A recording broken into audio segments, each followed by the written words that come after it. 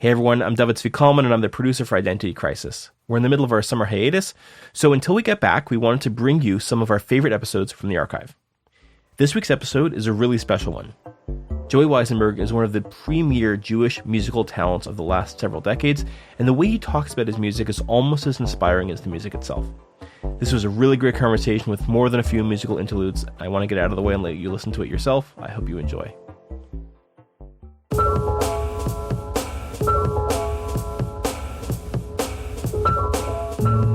Hey everyone, welcome to Identity Crisis, a show about news and ideas from the Shalom Hartman Institute. I'm Yehuda Kurtzer, and we're recording on March 29th, 2022. Our show this week is a story, as always, about North American Judaism. But unlike most of our shows, it's not about some precipitating crisis that demands a response, or maybe the crisis we're going to talk about is a little less obvious. You know, a lot of American Jewish conversation, it seems to me, is about fear. I think I contribute to this sometimes. Our conversations about anti-Semitism, about what we wish Israel was or could be, about the enemies inside our tents or at the gates, about the future of Judaism for our children or our grandchildren, or about what we feel we've lost as Jews over time. This is why, by the way, the very language of identity is actually a weak term. Identity is like a floor. It's like the vessel.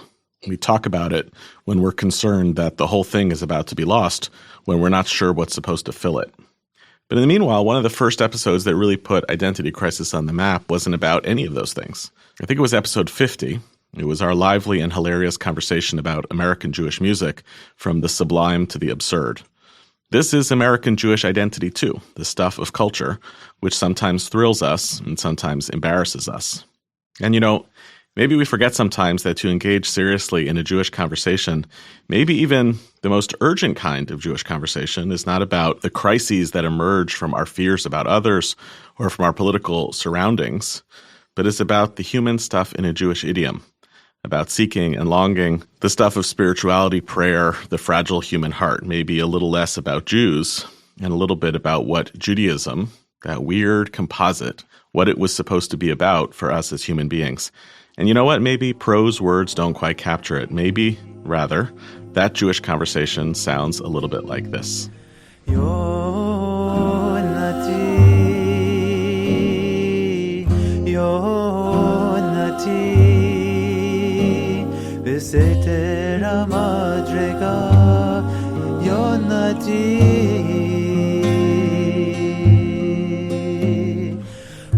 Song of Songs 2:14. My dove is in the clefts of the rock, in the hiding places of the mountainside. Show me your face, let me hear your voice, for your voice is sweet, your face is lovely. Or if you prefer, Psalm 23, rendered as follows. Gam Ki Eilech,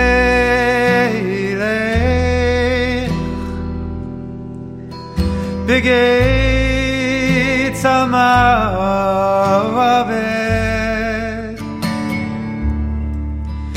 Lo Yirara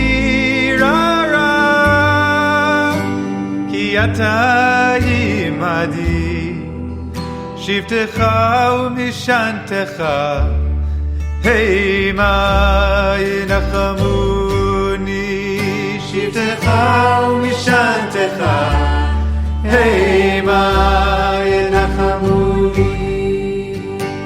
You know, these are words, of course, also. They are a way of Jewish speaking. They also speak, I think, to the urgencies and questions of our time, but they sound awfully different, and they imply different answers. In certain Jewish communities, especially that micro-denomination of American Judaism that tends to refer to itself as Egal, we can parse that a little bit later. Our guest today is like Shakira or Beyonce, just known by his first name, Joey. For the rest of you, Joey Weisenberg is a multi-instrumental musician, singer, and composer of the two songs that we played so far. He's taught and led prayer at Hadar for more than a decade. He's the founder of Hadar's Rising Song Institute, which aims to cultivate the grassroots musical, spiritual creativity of the Jewish people.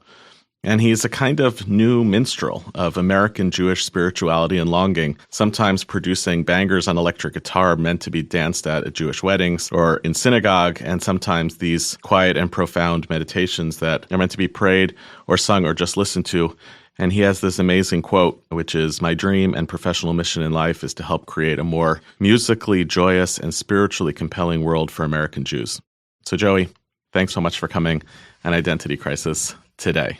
Oh, thank you so much. It's really a pleasure to get to be here with you. Thanks. And all of you. Joey, let me start with an easy one. Why do we sing? Oh, it's not easy at all. We sing because it's the outpouring of our souls. We fill up our cup, and then when the cup overflows, it overflows in song. And we sing to give thanks back to the world which created us, back to God which created us. Right? And how do we give thanks? It even says in the Psalms, Ashir el Adonai ki gamal alai. Right? This sense of when the goodness of being alive actually hits us, sometimes the only thing we have to offer back as a payment is our song. I wanted to ask you, but I think I know what your answer is based on what you just said, which is, where does song end and prayer begin? Or maybe it's the other way around. How do you understand the relationship between those two things? Because prayer sounds big and song sounds like a mode or a method. But I'm curious where those two live for you. And I guess I'm both curious for you as a Jew, but also as a person who is producing and singing so much Jewish music. Prayer and song are synonymous. Even they've been thought that way for very long. Within the first 6 pages of the Gemara, it says, B'imkom rina shamtei tefillah, in a place where there's joyous song or where there's song, there is tefillah, there is prayer. And in my estimation, they're both two sides of the same coin or two sides of the same arch. They hold each other up. The song is nothing but the expression of the deepest prayers that come out of our guts, that bubble up out of our beings. They come up out of us. They want to be expressed in the world, and they come out in song.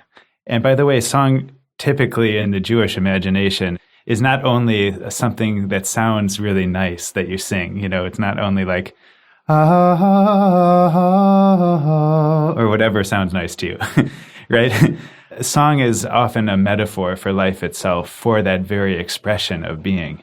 A person's song, a person's prayer is their very essence. It's the angels that are climbing the ladder up from the earth, up from each of us, to try to reach into the heavens, to try to connect with a broader view that's available from the heavens, that we then reach in the heavens and bring back down to the earth and try to use.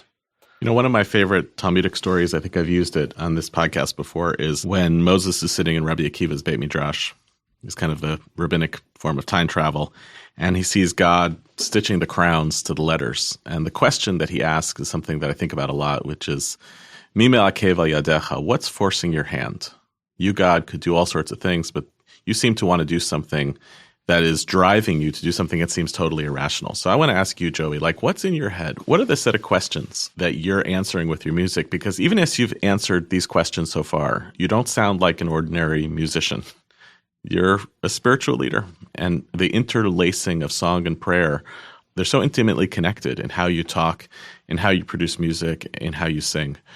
What's forcing your hand? What is it about the world that demands of you that you give your life to this work, that you make music and help other people to sing in prayer, whether it's out of gratitude or mournfully? Wow, what a beautiful question. In Psalm 49, it says, Iftach b'chinor chidati. It says, I open up my riddles, my quandaries with the harp, with music, right? So it's not so much that music is an answer to anything. It's more that through music, we actually become attuned to our questions, to what we wonder about, to what is unknown.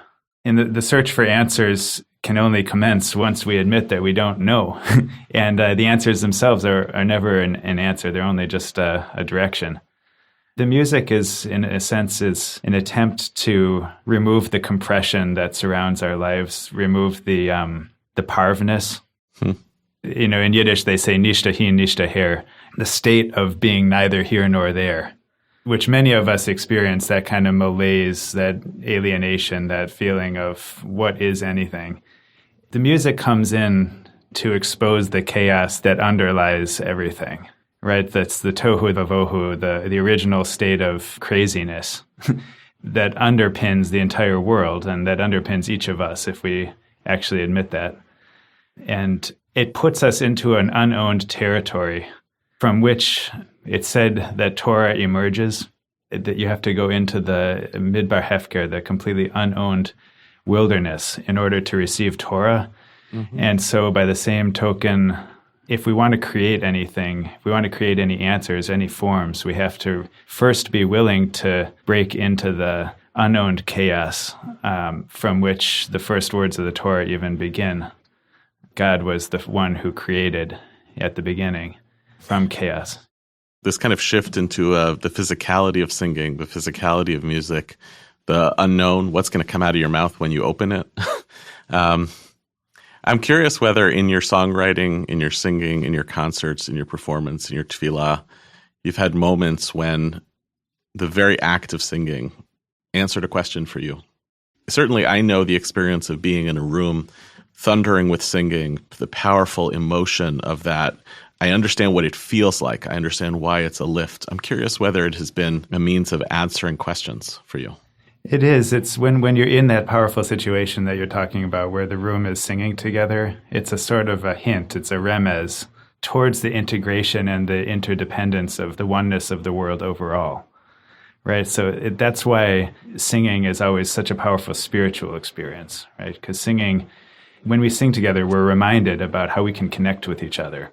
And if we can connect with each other, with our fellow, say, tribal friends or family or Jews or human family, we are then invited to also imagine ourselves connecting in a similar song with all the other elements of the world, like the oceans and the rocks and the trees and the plants and the animals and the earth itself that is in turn singing its song. And in turn, we are invited to imagine that all of these elements are singing a gigantic symphony in which we are but one part in. Tisalal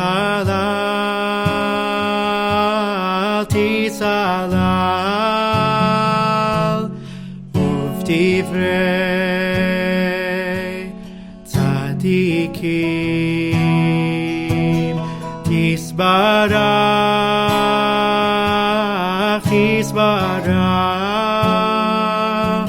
Shokhein Ad Maharam Vekadosh Shemo Shokhein Ad Maharam Vekadosh Shemo. I've heard at times when I've been in concerts of yours or times when you're leading prayer, one of the things that you're famous for is forcing everybody towards the middle of the room, getting uncomfortably close with one another. You know, one of the, in some ways, revolutions not invented by independent minyanim but popularized was locating where the cantor stands into the center of the congregation, you know, changing the dynamics of what song leadership looks like in synagogue life. And this is one of the pieces of music that is most familiar to prayer leading, that at least I know. I'd love to hear you talk a little bit about what the experience of aggregating people together is about for the purpose of creating communities of prayer. Oh, wow, amazing. Well, thanks for playing Shokhein Ad, and I love getting to hear Yosef Goldman sing that, because it's just such a special voice and neshama. When we imagine two axes of connection, one is the one that's talked about in Shokhein Ad, which is at the very top of our imagination. We imagine God as sitting Shokhein Ad Marom, sitting very up high, and amidst all the holiness. And then it trickles down the ladder. There's these holy beings, these chasidim, these tzadikim, that are all singing their songs. There's songs, like it says in the prayer and in the song from the Shachrit, that they're all singing their songs. And then it finally comes down to our level, Uvama kalod rivavot amcha beit Yisrael, all of the choirs and the communities that are assembled together to sing, right? And so that's the vertical axis. But the horizontal axis is hinted at in that last verse, Uvama kalot rivavot, these choirs of multitudes that are together singing. That is us. right? And our job is to become a choir or a group of singers. It's not really a choir. It's all of us are in that choir, whether we sing beautifully or not. And beautifully is always highly subjective. That we all gather together, and we're actually drawn in to try to be on the same harp together.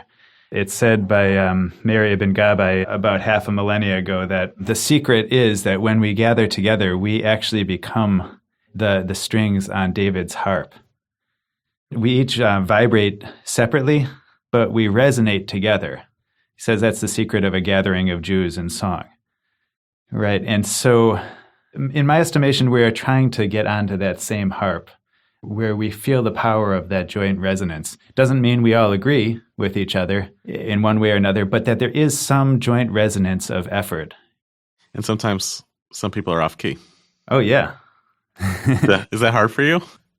It's one of the exciting things about music in community. It's not, when you enter the community to sing, you have to have a totally different paradigm of what is interesting or beautiful musically.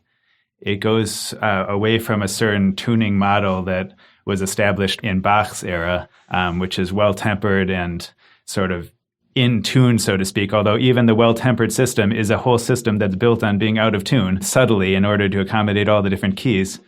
The thing with community is I know that I have to really relish all of the moments of out of tuneness, quote unquote. Mm-hmm. And one of my favorite things is always the duchening when the Kohen we say Yevarechecha, and in 12 different keys comes back Yevarechecha, and everybody that's the Koneinu could never sing it in tune. That's why the Leviim were the singers. But at first, when I first heard the Kohanim, I thought, how could they possibly be that out of tune? And it would give my mother, who had perfect pitch, the shudders. But now, every year when I say Yevarechecha on the high holidays, and I can't wait to hear what they're going to do this year.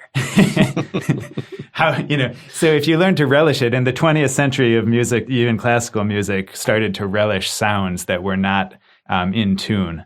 Relishing the reality of the world is a nice step towards acceptance. I think it's easier said than done. I mean, I love your idea of this kind of vertical and horizontal axis. And another way to say it is there's almost a theological axis and a peoplehood axis. And we do meet in the context of community. I will say personally, confessionally, even as a Baal Tefillah person who leads services, I lead it on high holidays. I'm not a great singer, but I can lead a community. I've lost a little bit of my ability to connect with the vertical axis. I'm not persuaded that I have any sense of what I'm accomplishing theologically. I'm not sure what I believe in. But I do see what's powerful when you can get a room full of people singing. And there, like we oftentimes talk about at Hartman around learning, the activity is the outcome. Now a whole group of people who are singing together and hoping together, literally praying together. And who knows what's going to be answered or whose prayer is going to be answered, but we've constituted a collective. Problem is, if I have that theological belief of the outcomes I'm trying to create, it's easier to tolerate the people who are off key or the people who are on the margins. When the experience is about the collective experience, you kind of want it to sound harmonious, right? And literally and figuratively.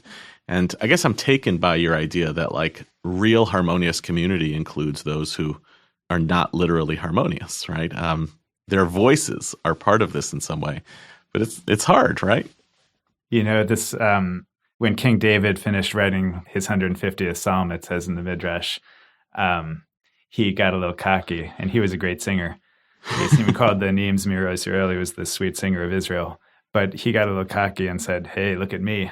I wrote 150 Psalms. Who's ever done that before? And it says in the Midrash that immediately a frog got up on his lap and started croaking at him and said, well, with all due respect, King, every day I write more Psalms than you've written in your whole life. Each of them has 3,000 meanings, right? And they select the frog for that story, I believe, because the frog is considered usually to be a sound that is not like harmonious by, it's a croak. Right. But yet it has more to offer than whatever we have assembled as our human system. Another way I like to think of that is that there's two paradigmatic instruments in the Jewish tradition. There's a lot of instruments, but the paradigm one is the harp, and its opposite is the shofar.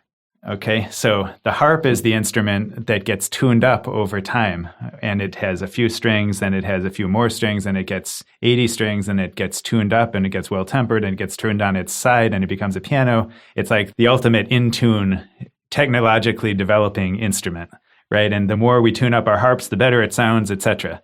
But in stark contrast, there's the shofar, and the shofar is the instrument that's never allowed to be tuned. If it breaks, you can only fix it with its own mashed up ingredients. You can't put a tip on it. You can't put holes in it to get it in tune. It's always supposed to sound like a sort of primeval voice that comes out of the craziness of being, and when you sound several shofars at the same time, they're never in tune, and it's very powerful. And so the shofar is supposed to cut through the nonsense and say to us, okay, you might think you're all technologically great here, civilization, but look, there's a craziness that's under all of that, and you better acknowledge it, right? So those two things, the harp and the shofar, those two attitudes of both trying to develop our civilization, trying to develop our cooperation, our harmoniousness, versus trying to just understand the unowned chaos that underlies everything, and that chaos that's inside of us, right? So whenever we find ourselves saying, get more in tune, we might also consider saying, where's the chaos? Because the Jewish tradition gives us both of those options as being important and even mandatory. Yeah, I mean, I like that idea because I also have had so many experiences over the years where you don't know what the shofar is going to sound like until it starts. You can't really replicate it in your head. Different shofar blowers and different shofars are going to sound differently. I've been in shuls where the shofar failed. Guy just couldn't get it right. And the anxiety that's around that is so different than the controlled experience that happens the rest of the time where you have a pretty good sense of what's going to happen throughout the rest of the service. Now, one of the things that I'm sure you have to think about as a musician that may be different than musicians who simply expect that people are going to listen to their music. I mean, part of what we've been talking about is the difference between producing music in a studio versus producing music in a synagogue, right? You can control the variables of the first. You can't really of the second. You can re-record, but you're not going to start davening again if the music doesn't sound great. But one of the things that it seems to me that you have to account for is singability. You're not just writing songs that you're going to sound great singing, but that other people will be able to sing. I want to play a song that, this is my example. I think it's one of your best things you've ever written.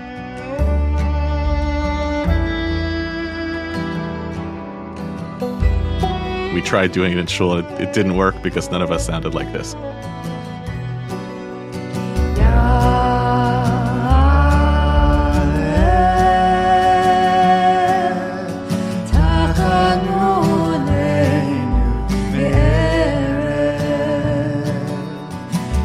I love this song. I just, first of all, it's one of my favorite moments in all of davening over the course of the year. I believe it's after the Amidah in the evening of Yom Kippur. You don't have a repetition of the Amidah, but there is this kind of buildup of momentum. Everybody by now has kind of breathed their way into shul, preparing for a fast. You've rushed in. And then you have this piyut, this liturgical poem.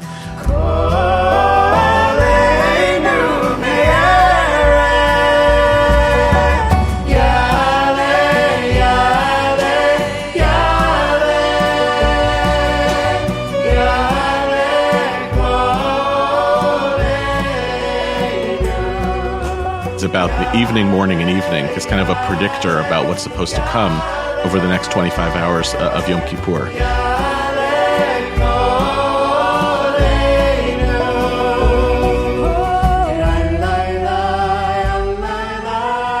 It's such a powerful, heavy moment.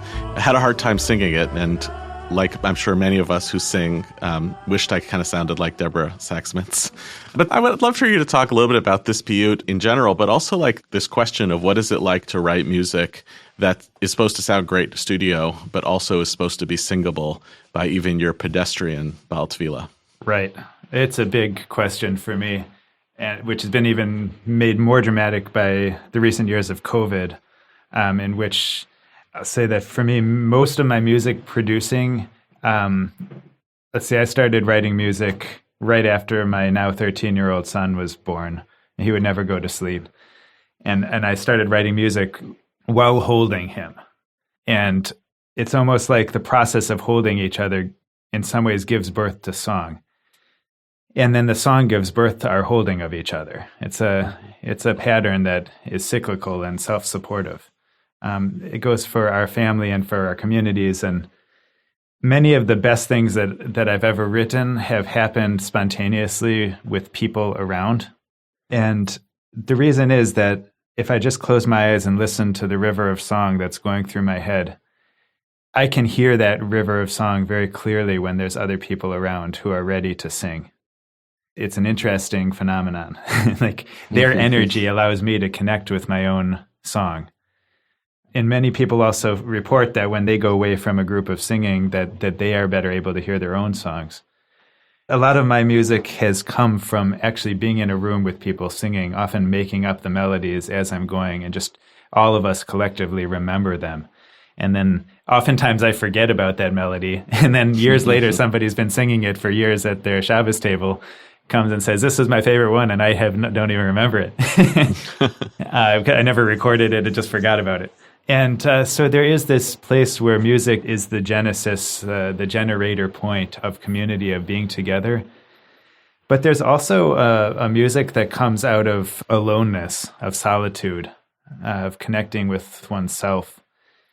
And that has been, for me, something that I've learned a lot about in the last few years during COVID. Literally haven't gone together with anybody for several years. So I've been cut off from that motivational way of writing music, of just having people around and needing something to sing. And it's been an opportunity for me to consider some of the Psalms, for example, that are written in the first person that are quite, they're terrifying. They reflect the aloneness and the danger that we're all in, our sort of terror and loneliness of being alone. And I could play you a little snippet of one if you'd like. Yeah, please do. So this is from Psalm 116, which is often, this is the first half of it, which is often truncated during the Hallel, but it's sometimes in there. And it's called Ahavti.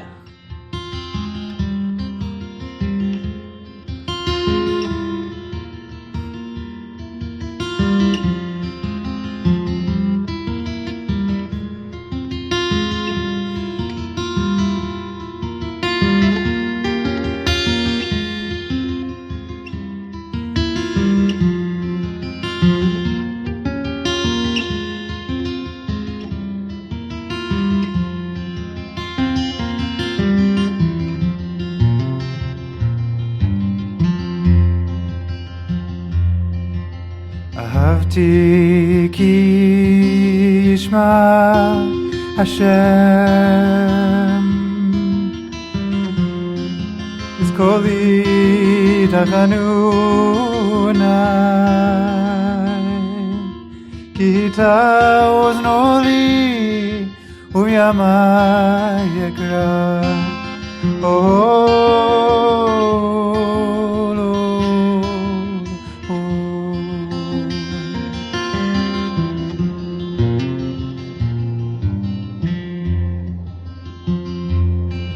Afafuni chevlei mavet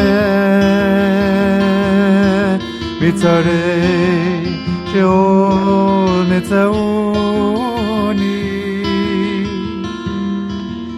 tzara v'yagon emtza b'shem Hashem ekra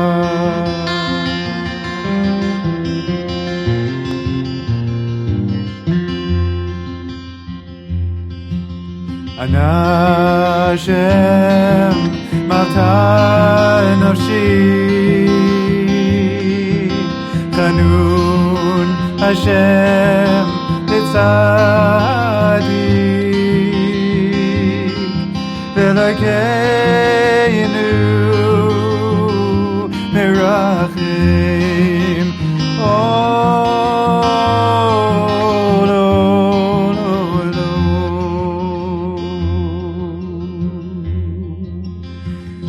song goes on for a while.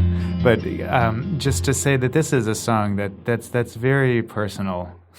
It's not really meant for collective singing. Although it could be. It could be that we all sing it together. It's more of a personal... It's written from the perspective of one for whom painful sorrows are all around. And so it's not like the kind of song that we sing as a community. Right. Right. And I think that's been a place that I've grown a lot in the last few years, is letting out things that are of a more personal character, a little bit more of a yechidus. And in terms of your actual question about studio versus like live communal music, for me, I always choose to record things live. Sometimes it's in the studio and sometimes it's in a shul being recorded live, but it's always live, almost always live. Mm-hmm. In other words, we don't go back and overdub everything and start with bass and drums and do it the sort of typical Nashville, Los Angeles style where you just build up a track and then you sing over it and then you sing it till it's perfect. We tend to play it live and we assume that there's going to be all kinds of mistakes. And yet there's also, because we're doing that, going to be a lot of moments of unscripted beauty, just things that come out that we didn't expect. So we take the uncompressed version of existence. I mean, I would recommend for folks to watch the video of Yale because you get the unscripted stuff. There's like coffee cups in the corner and there's, hand motions. There's all that stuff. And so it comes as close as you're going to get to the studio version of real experience of talented people singing. I'm so taken with some of your language, Joey, and I appreciate you bringing up the pandemic because I think what you describe about music, the way that it emerges in relationship and in conversation with others, I think it's true for others of us who do different types of work. I know that's the case for me around teaching. Like I'm in my head for 48 hours before I need to go speak. And I got all these ideas and moves and whatever, and I actually have stopped doing elaborate notes for myself because when I've written it out, then it sounds clunky because I'm like reading out what I'm supposed to say. Mm-hmm. But once I have like a sense of, I think this is the chorus or this is the main theme. And then, the people in the room are going to totally shape what we're going to talk about. When they get excited, that's when you want to swim into that and you change your mind and you come up with new discoveries. So I think to name that, to own that as part of the creative process is really powerful. And I can't imagine what it's like for a person in your position to not be with people singing for 24 months. It's hard to imagine. Yeah, well, it's had its advantages. Like I've said, I'm also a sort of classic introvert, and it's for some reason I do this work in the world that involves being around a lot of people. But having time to myself has been a real gift, a real Matana von Himmel. Real like a gift from heaven in certain ways, just for me, not for the world. Not for the world, right. But for me, there's been some things that I've learned from it that are giving me new energy, I think, for the next decades of this work. So I want to ask you about a different type of song. There's a certain type of song that exists in Jewish music. I suppose it exists elsewhere in the world, but it's a song called a Nigun, a song that is unnamed. You've solved for this in some ways. You put out a whole album of Nigunim that have names. And I'm saying it's solved for it because like the long-term historical problem that Jews have had is, how does that one go? But if I don't have a name for it, maybe I can reference the Hasidic sect from which it comes. We're going to play one of your Nigunim, and I'd love to hear you talk afterwards a little bit about what a Nigun is in your mind, because it's not a song with words. Then I'm just kind of putting music around words that I already have interpretation attached to, but it tells a different story.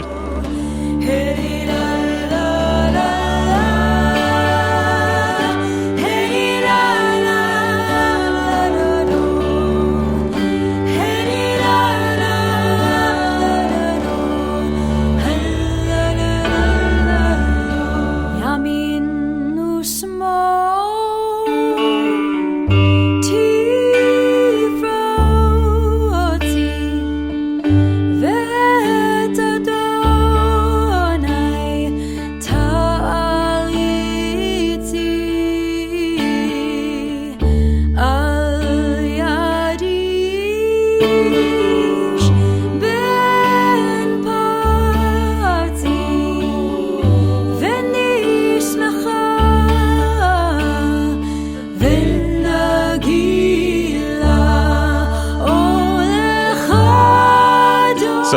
guess I picked an example of a Nigun that has words attached to it when you actually recorded it. We have a bunch of them. But by the way, for what it's worth, out of the completely unscientific poll of Hartman staff in the Hartman staff WhatsApp group for what songs should I talk about with Joey on the podcast, this one ranked number one.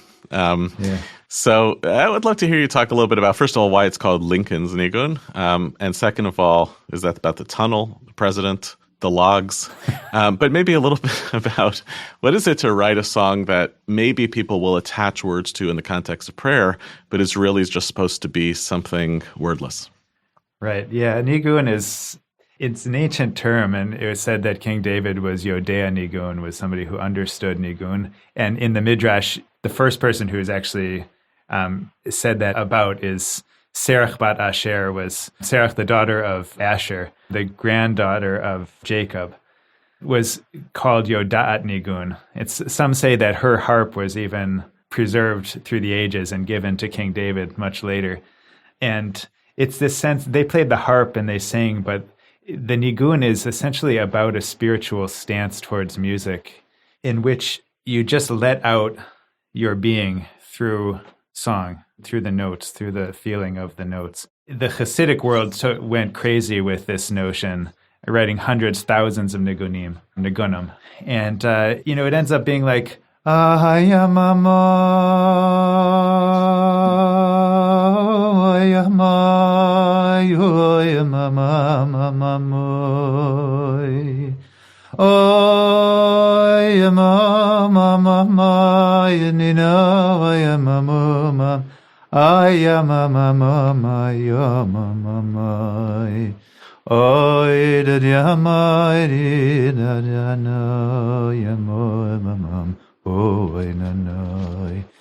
Right, so I'm just improvising a Nigun here. But the idea is that, it's hard for people like us. We've been trained by the academy, trained by the intellectual forces in the world, which are so beautiful and so amazing. Generally, the idea of the academy is to get better at words, right? And so the better you are at words, the more we can refine, we can label, we can make specific, we can identify, we can categorize, we can put things into their places. That is the whole point of getting better at words in some ways, is to be more and more specific and to, in some ways, to fracture one thing off from another so that you can see what it is, right? But the point of music, of pure music, in a sense, is to heal the wounds that are caused by words and to reunify what was originally whole, which we, through our academic process, have turned into parts. And that is the business of Shema Yisrael as well. We listen carefully to the oneness that's under everything. So when we sing a Nigun, we are kind of going back to the language that it said was spoken by all of our neshamas, all of our souls, that before we got words like English in English or in Aramaic or in Hebrew or in French or Yiddish or whatever we might be speaking, before that our souls spoke only in the language of a pure song, a pure Nigun. And so even if the prophets were hearing the words of God, they were hearing it in music, but they were translating it into Kadosh, Kadosh, Kadosh or something into languages that we could understand intellectually. But when you just hear di da da da, I lie lo lo lo, you just hear somebody sing. It's like all the questions you don't need to pursue what words are trying to pursue, that bifurcation. So Lincoln's Nigun was it sounds like a Civil War type of anthem, and it's because I was reading Doris Kearns Goodwin's Team of Rivals, and I read something about Lincoln every summer if I can. And there it talks about how Lincoln used to go out into the field to inspect the troops, and the troops would divide off one for the other to let him through so they could touch his horse and shake his hand. And so I composed this Nigun in his honor, but the moment that I composed it, Kabbalat Shabbat came up, and it says, Yamin Usmol Tifrotzi, they divided one to the left to the right, to the right, and, welcoming the Shabbos queen. And just like that kind of image for me, Lincoln going through the troops, we welcome the Shabbos queen, the lover, the divine, into our midst. I loved what you said about the primordial, maybe the primeval utterance I was recently learning with my 13-year-old. He's doing the Chidon Tanakh. I think I've mentioned it, an identity crisis before. It's like a international Bible study competition, but it's really like a gift to those of us parents who are learning with the kids. It's a little bit annoying, but then you get to like read these unbelievable books together with your children. So we're reading the Book of Kings, and just when it started, chapter 19, I was like, Jesse, it's coming. This is probably the greatest hit in all of Judaism. It's coming. And then we read Elijah's experience of revelation, where God says to Elijah, go out and stand on the mountain before God. And God passed by, and a great and strong wind tore into the mountains and broke the rocks in pieces before God. But God was not in the wind. And then there was a mighty earthquake, but God is not in the earthquakes. And then a fire, and God's not in the fire. And after the fire, kol demamad daka. Doesn't mean a sound of silence, even though some musicians want us to think that that's what it means. It actually is some voice, right, that is describable through adjectives of stillness or thinness, meekness, and God is in that voice. And it's hard not to hear that as the voice of song, right, of some that whatever song it is that none of us are ever going to be able to replicate, but maybe some of us, people like you, are trying in some way to approximate. So a beautiful story. Thanks for sharing that with me. It's the biblical parallel of the giving of the Torah at Sinai. Yep. And in the Midrashim around the giving of the Torah, also there's all of these gigantic sounds, and then suddenly the world goes completely silent. Even the cows stop mooing and the birds stop flapping, and everybody listens to this sort of quiet, murmuring voice. It's anywhere, like you're saying, from like a thinness to a quietness. We echo that in a ton of Tokef. We say, "V'kol shofar yitaka, v'kol demamataka yishama." So first we hear the big sounds, the sound of the shofar. These gigantic sounds that pierce through the kind of static noise of the world. And once that bigness kind of pierces through, then we're able to hear the quiet whispers, right? We want to sing in order to cut away the husks that are surrounding ourselves. That's why they say Psuke de Zimra is this sense of cutting away, mizamer, like Ozi v'zimrat yah, my strength, my song. It comes and it cuts through all of the nonsense. And then we're able to listen more carefully. Right, so that's why we have Psuke de Zimra before we have Shema. First we sing, it cuts away all of the nonsense that's surrounding our ears, that's surrounding our hearts, as the Or HaMeir taught.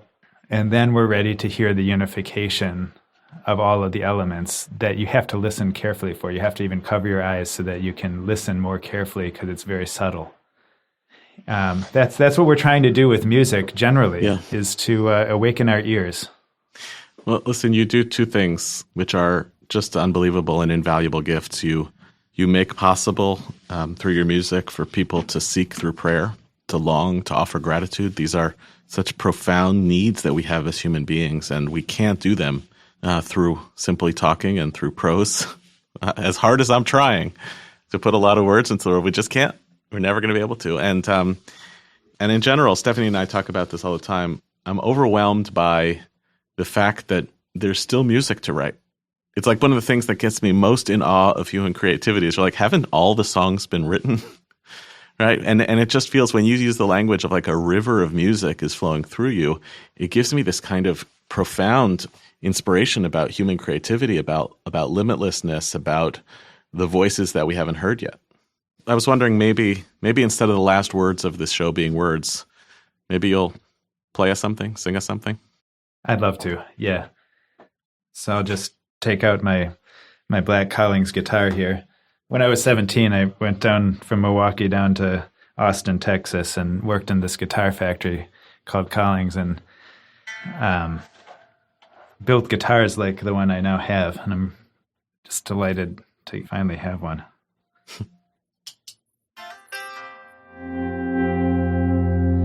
So I'll end with the words of the Kaddish, which are the words that are probably most said by Jews throughout the last several millennia. And it says in there it says, Yitbarach v'yishtabach v'yitpar v'yitramah v'yitnaseh. These are the kinds of songs that we sing down here, Damiran Be'alma, that we sing down in this part of the world.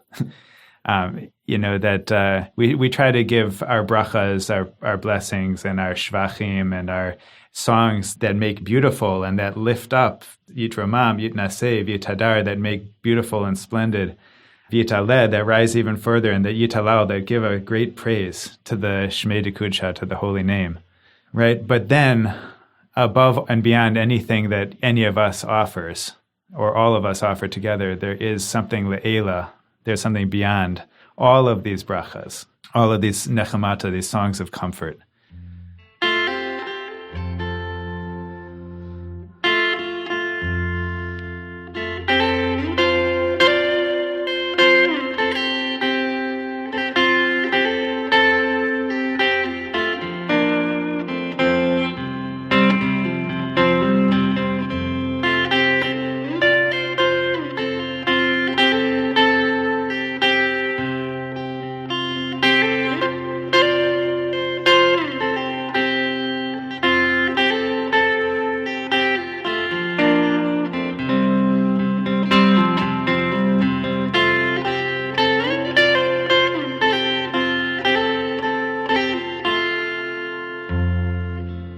Yisbarach ve'yish tabach Yispar ve'yisromam ve'yisnaseh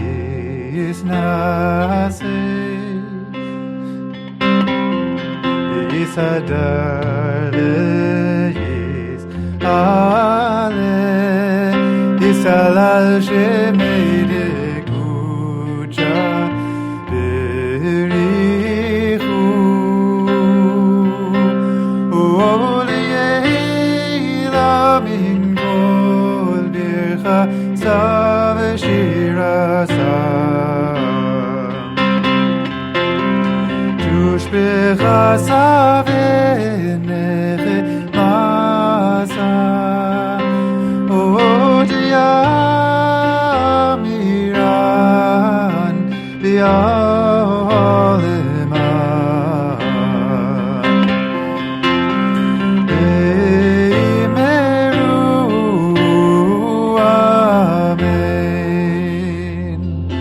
So I'm just really hoping for all of you who are listening out there, and with you, Yehuda, to someday have a chance to get together and sing this together, right? And because you actually need a minyan for this.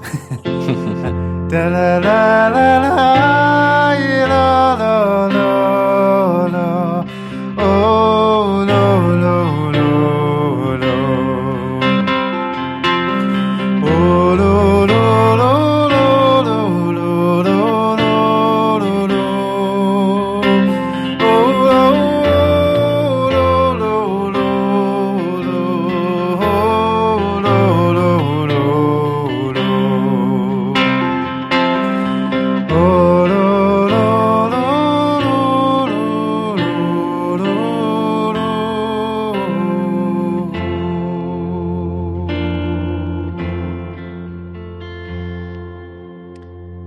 Thank you so much for listening to our show this week, or maybe I should say our Tiny Desk concert, and special thanks to my guest, Joey Weisenberg. Thank you.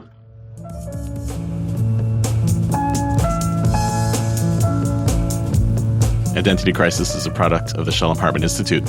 It was produced this week by David Zvi Kalman and edited by M. Lewis Gordon, with assistance from Miri Miller and Shalhevet Schwartz, and music provided by So Called. You can find links to the music we played in this episode in the show notes, and transcripts of our show are now available on our website, typically about a week after an episode airs. To find them and to learn more about the Shalom Hartman Institute, you can visit us online at shalomhartman.org. We're always looking for ideas of what we should cover in future episodes. So if you have a topic you'd like to hear about, if you have comments about this episode, please write to us at identitycrisis@shalomhartman.org. You can also rate and review our show on iTunes to help more people find the show. You can subscribe to our show everywhere podcasts are available. Thanks for listening.